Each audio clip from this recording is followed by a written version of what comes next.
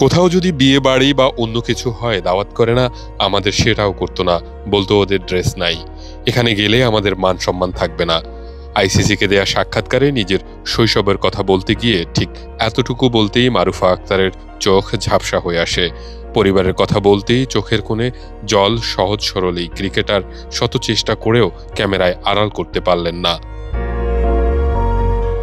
চলমান নারীদের ওয়ানডে বিশ্বকাপে নজর কেড়েছেন মারুফা আক্তার।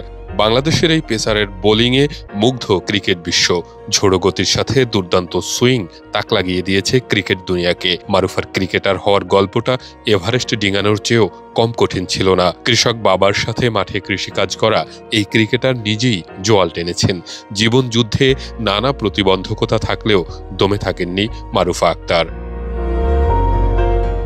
নারী বিশ্বকাপ ক্রিকেট খেলতে গিয়ে জীবনযুদ্ধের সেই গল্প শুনিয়েছেন আবারও ডানহাতি পেসার। নিউজিল্যান্ড ম্যাচ শুরুর আগে আইসিসির দেখানো এক ডকুমেন্টারিতে কান্না ভেজা চোখে বলতে শোনা যায়, বাবা কৃষক হওয়ায় আমাদের তেমন পয়সা কড়ি ছিল না, ভালো জামা কাপড় না থাকায় অনেকে অনুষ্ঠানে দাওয়াতও দিত না, যে গ্রামে বড় হয়েছেন তারাও তেমন সাপোর্টিভ ছিল না। বাবার সাথে মাঠে হাল চাষ করে যে মেয়েটা, তার জন্য ক্রিকেটার হওয়ার স্বপ্ন তো খুব কঠিনই।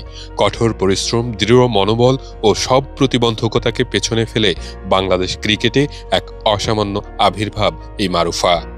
রুদ্র রোহান, বাংলা নিউজ 24।